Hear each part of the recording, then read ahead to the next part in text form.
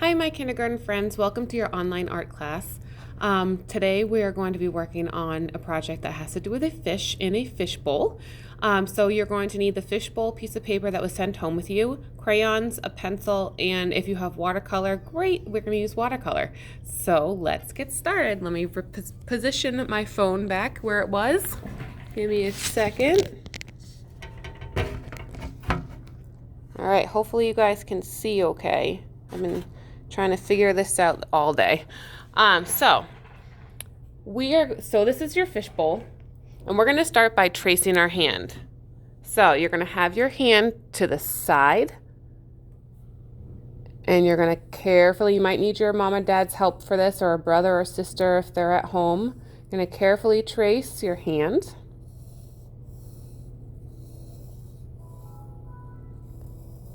And then once you get to the wrist part, we're just going to circle that around like that. Next, we're going to put an eyeball in here. So with a fish have eyes on one eye on each side of their body. So we're not adding two eyes, we're only adding the one eye. That's the only one that you'll see. If you want to give your fish a happy smile, because it's a happy fish, then you can add that happy smile. What else do you see on fish? I know a lot of them come in a lot of different colors. Some of them have stripes. Some of them, they're just all a little different. So how are you going to make your fish different? You can start by adding some scales if you want to. And a scale is just a really wide letter C. Do you see the letter C's here? Maybe I can show you a little closer. Do you see that these look like letter C's? So you're going to add maybe some of these. If you want to add some stripes, like I said, you can add some stripes, kind of like a clownfish if you want to go more of a clownfish route. These are your fingertips are your fins. So with your fins, we're going to do some lines going up your finger. Just like this.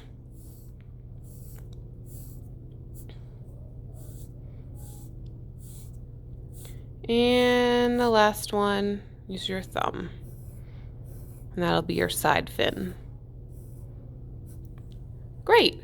So now that we have our fish in our fishbowl, and I'm sure that your fish is going to be a lot smaller than mine because I have much bigger hands than you, we're going to add things that you might see in a fishbowl.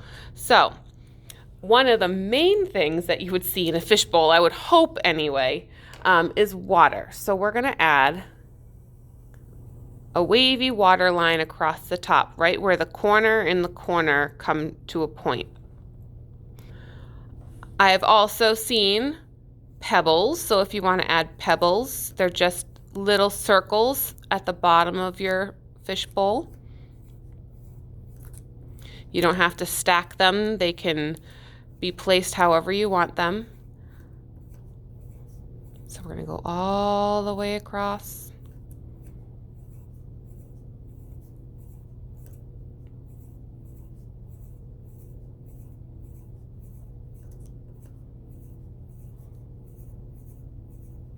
A lot of circles, sorry. Okay. What else do you see? Maybe you have some seagrass, some seaweed. So those are probably going to be more tall. So it's just a wiggly line up, make a point, and come back down. They don't have to be perfect. You know, in art, I don't care if it's perfect or not, as long as you're trying. You can add as many or as few as you want. You don't have to add any at all if that's not what you want to add in. These are just some options. You might have other ideas. I've also seen like castles, like little mini castles. So if you want to do a castle, we just think about shapes, right? So the top part of a castle, if you think about a chess piece, if you've ever seen a chess piece, is the rook. And it kind of looks like this.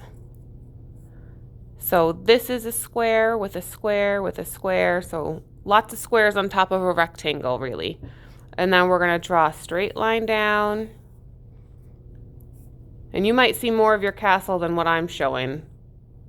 And I can draw a castle for you on the other side just in case you want to see what that would look like if you were to see the whole thing. And then all the way down. And then behind here might be a door. So I'll add those lines going down. And then maybe I'm going to add some brick lines because castles were made out of rock and brick. So just instead of doing a whole humongous grid like you would see with brick walls, I just kind of make upside down and right side up T's. I don't know if you can see that. Okay. So if you were going to do a full castle, this is the way I would do it. And if you don't want to do the full castle, if you don't see a full castle, if you don't want to do a castle at all, you can skip through this little part right here. Up, down, up, down.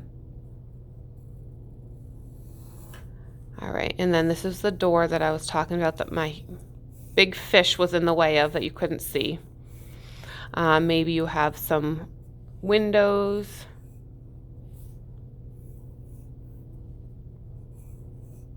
You can have a flag on top if you want to. Flags are just triangles, nice and easy peasy. And these are the T's that I was talking about. So right side up, capital T, upside down, capital T, right side up, capital T, upside down, capital T. And with doing this, it gives the suggestion that this is made out of stone or brick, rather than going like this all the way across, all the way up, and then splitting those up. If you'd like to do it like that, you absolutely can. There is no right or wrong way how to make your castle. You make it your own. So back to the front.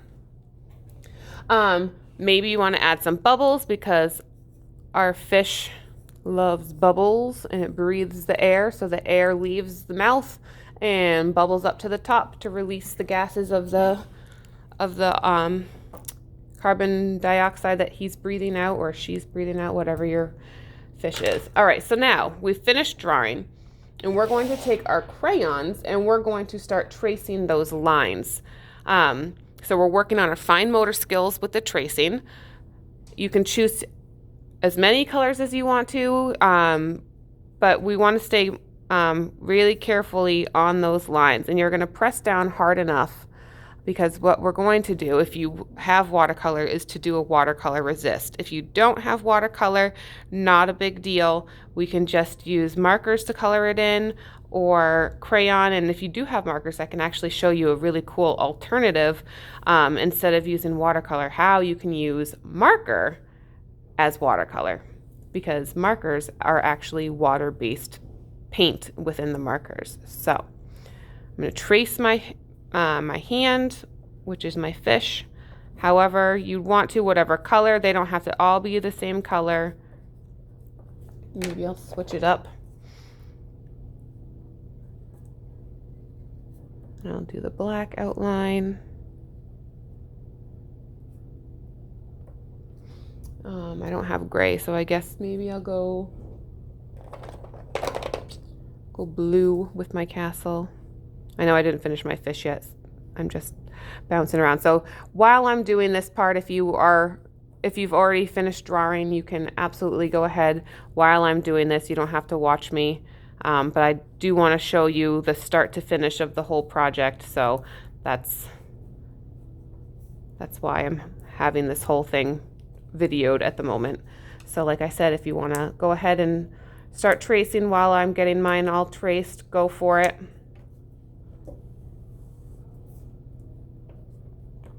I hope you guys are all doing something fun while you're gone. We already all miss you. We've been talking about that, how we're really bummed out that we're not going to be able to see you guys for a couple of weeks.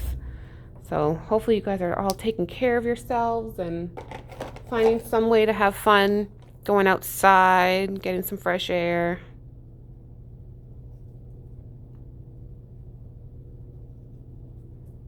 You might not be able to go to a trampoline park, but you can still go outside and have fun.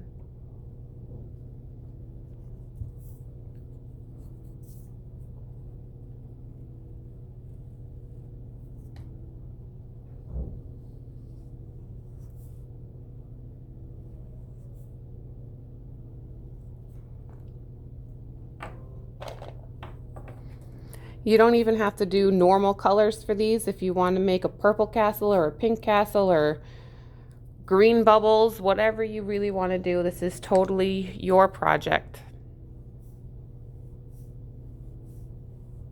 I just give you the direction of where I want you to go with this, and then you guys kind of take it in your own direction and make it your own.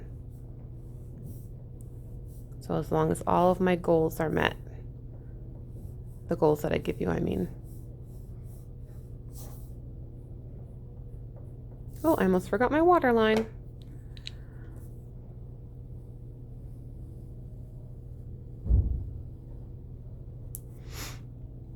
All right, now all of my pebbles.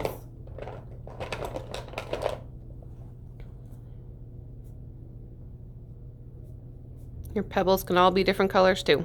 You take this however you want.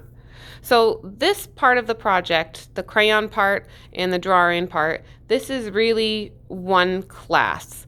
So if you are, once you finish this part, if you would like to stop and then pick this up the next week as if we were doing this in school, so like say you had art on a Monday and we worked and we did this part just on Monday, and then the next week when we come back, that's when you would do the next part of the project. If you want to do it that way, that's great. If you want to get it all done at once because you're having a great time, that's awesome too. So now for this next part, you're going to need a water cup, a brush. If you have watercolor paints, great. If you don't have watercolor paints and you want to use markers, you can use markers. Or if you'd rather just use markers anyway, that's totally up to you. So I'm going to show you first real quick just how to do the marker part of it. So we're going to stick with like colors. So if you did green for the seaweed, you're going to paint it green or color it green using the markers with the water and the water brush. If you did an orange fish, you're going to do the orange fish. If you did more than one color for something, you can choose what color to do. But we're just going to practice careful painting. So for the markers, what you do to start with is you kind of do like an outline of where you want that color to be.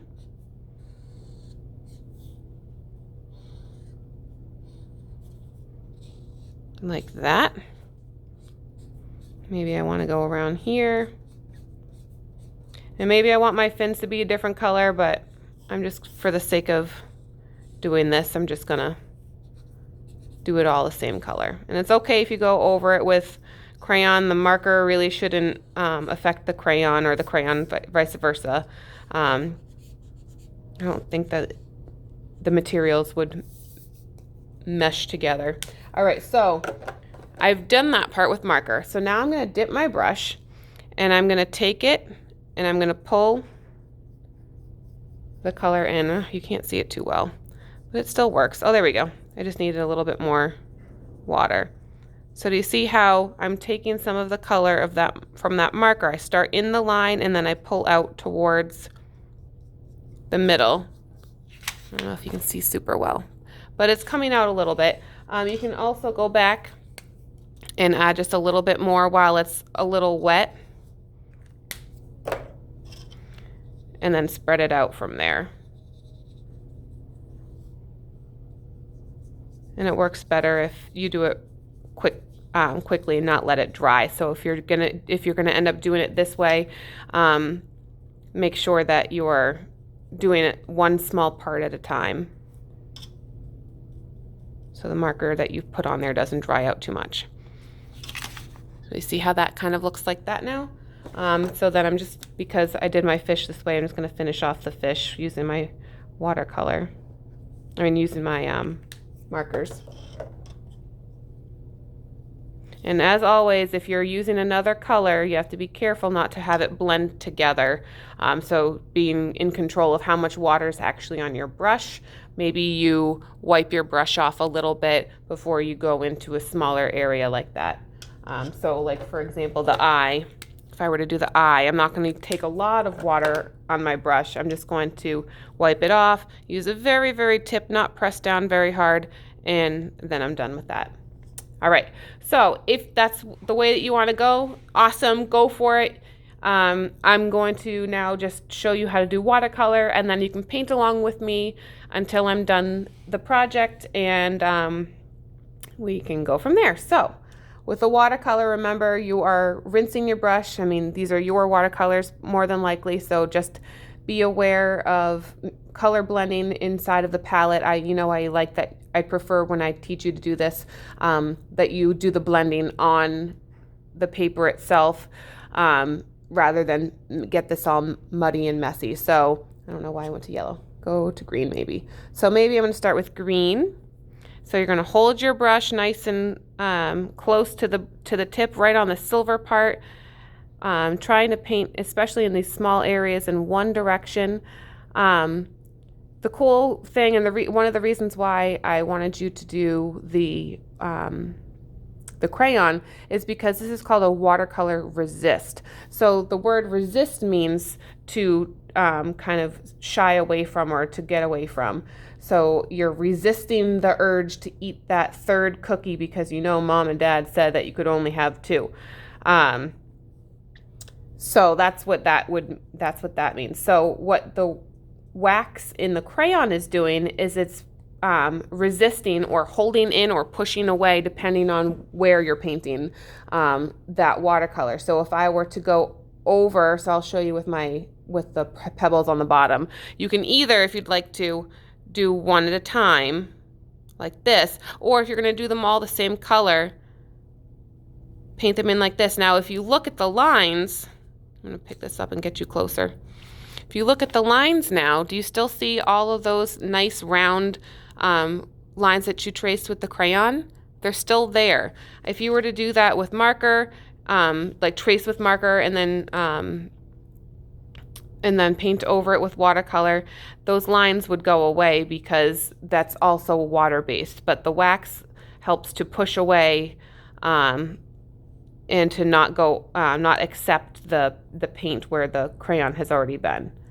Kind of cool. All right, so maybe I'm going to go in with my blue. I want to get it lighter. So remember, if you want lighter color, so if you don't want this to be a super, super dark color, for say that you're also doing blue for your castle, and you absolutely don't have to, you use more water to make it lighter and less water to make it darker. So I just added a lot of water to my palette so that it's much, much lighter, and I can show you what it looks like as I use up some of that water to make it darker, because there's less water in there. So I can't wait to see what yours look like. You can send me a message through my Gmail account to show me. Just take a picture if you'd like to. You can share it with your teacher, but it's easier for you to share your artwork with me than have to go through your teacher and then have her or him share with me through another transaction of emails. So my email can be found on my website, on the school website, or you can it's ELACOURSE at Kearsarge, that's KEARSARGE.org. I'd love to see these as you get them finished. All right, so if I were to do darker, I'm going to get some of this water out. So if I were to do darker, there's less water in here now. But do you see how now, because there's less water, these bubbles that I'm painting in here are a lot darker? Pretty neat. Oops, I forgot this top part. And just like coloring, you're trying your best to stay in the lines. Now, I'm painting on the quicker side, but I've also been painting for a lot more years than you. So take your time, go slow, try to stay in the lines as much as possible. If you go out of the lines, that's fine. We all make mistakes. It's not that big of a deal. But if we want our artwork to look nice and neat, then we need to take our time and go slow. If I were to take my time and go really slow, this would be much longer than a 20-minute video, which is just about to go over 20 minutes. So here's where we're at. If you would like to paint the background, you can paint the background. If you'd rather leave it white, that's totally up to you. Just because I want to show you the end of this and not have to wait for my project to dry, I'm going to leave my back, and I also don't have a different color blue. I'm going to leave my background clear because I guess you would see through the fishbowl, so we'll make it stay clear. So once your project is dry, you are going to cut your fishbowl out along the black lines. Make sure it's dry though. It's a lot easier to cut when it's dry. Mine's all floppy.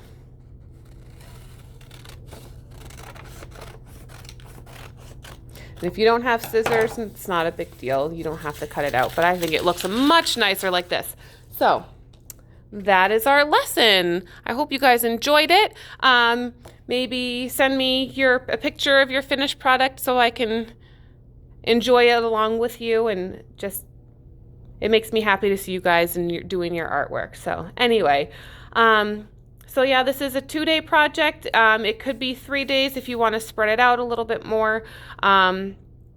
If you do get done and you have another week left over, where you have nothing to work on, be creative, paint, do something that you haven't done before. Watch a YouTube video of how to draw something, like how to draw a kitty in a teacup, or I don't know, whatever your fancy is. So that's all. I hope you guys enjoyed your project. I'll see you guys when we get back. Bye.